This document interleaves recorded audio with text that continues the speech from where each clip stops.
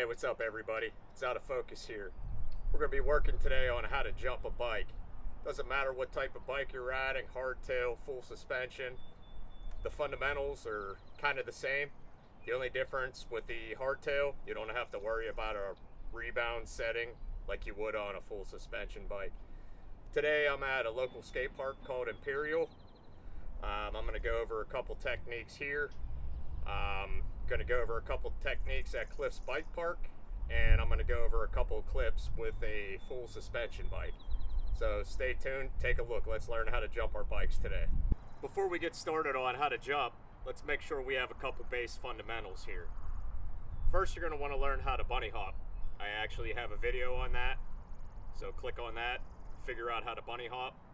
If you already know how to do so, continue watching this video. But here's the bunny hop technique in a nutshell. The most common type of jump the bunny hop technique will be used on would be the wedge style jump, or a jump without any transition. You need to use the bunny hop basically to get your lift off of the jump to clear, because there's no lip or transition to actually throw you in the air. The second technique I will be discussing in this lesson is pumping. Pumping is a very critical skill on maintaining your speed on obstacles like pump tracks. You'll have rollers in the woods that you'll want to pick up some speed over, and you'll possibly have a jump on the other side of it. So instead of pedaling, you'll use a pumping technique to pick up a little bit more speed, because if you start to pedal over obstacles, it becomes dangerous, and you could have a pedal strike and it could throw you off balance or even possibly have you crash. So check out the pumping technique.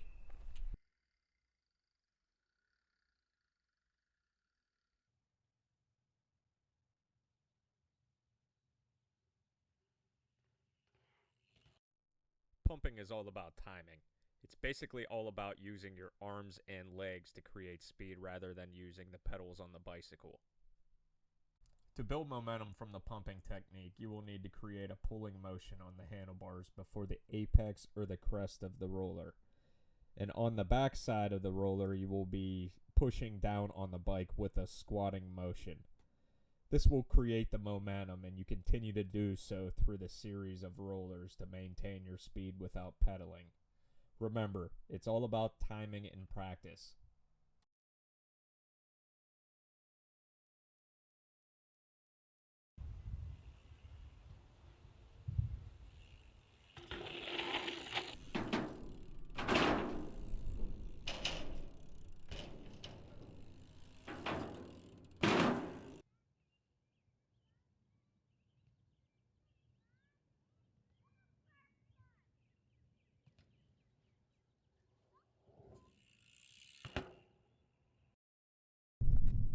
Common mistakes while jumping.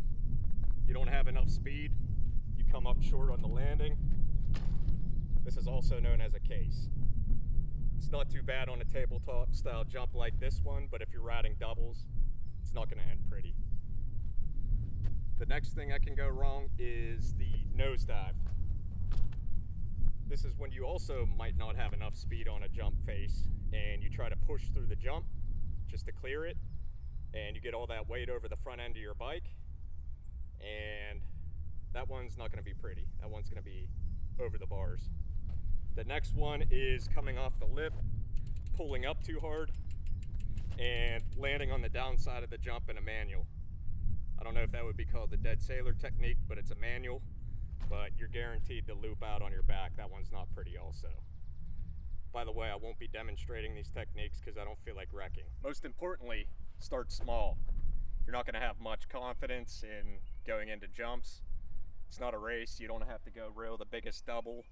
I would recommend definitely starting off with something smaller like a tabletop, because you're going to have a flat top, so it'll give you a little bit of room for error.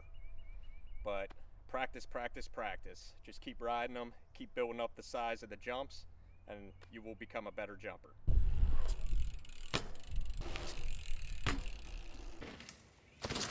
The secret to hitting jumps with transition is all in the takeoff. It's all about the timing and the pop off the lip of the jump. Combine this with speed and a lot of practice, you'll be able to nail these jumps in no time. Notice how as I approach the jump, I'm in the standing but crouched position. As I climb up the jump face, I start to straighten my legs as I get closer to the apex of the jump. Once I'm at the top of the jump, I begin to pull on the handlebars. Remember, this technique is all about timing. You will learn to grab a feel for this timing once you practice this technique. The moment your bike leaves the ground, you should be looking for your landing. Remember to stay loose and smooth while you are in the air.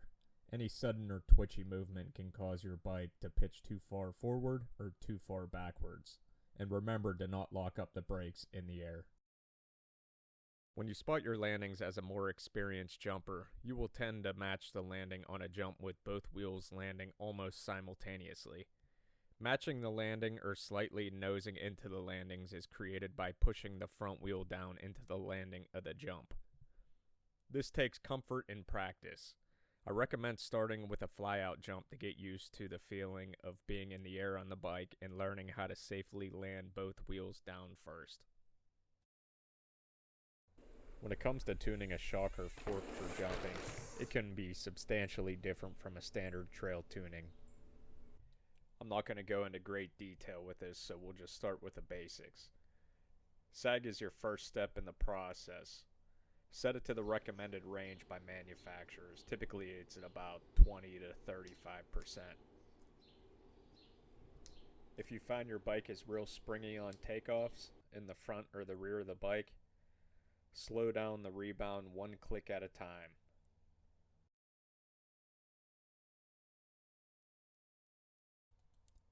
If you find yourself eating through the travel with the proper sag already set on your suspension, try adding a click of compression to the fork or to the rear shock. Do this one click at a time. Be sure to always mark your changes and only change one thing one click at a time. Always keep note of everything. It can be very easy to get lost with your suspension setup.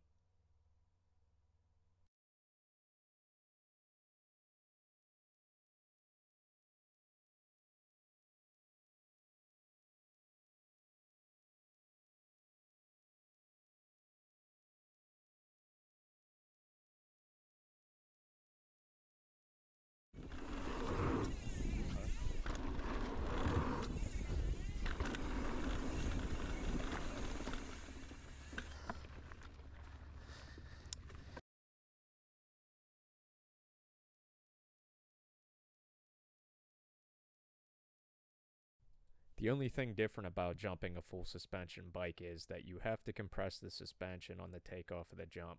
This can be a little bit tricky at first, but the more you do it, the better you'll get at the timing. Watch as the suspension compresses into the face of the jump. As I get closer to the top of the ramp, the suspension tends to make me pop off the lip of the jump. Like I said before, this timing takes a lot of practice, so be patient with it.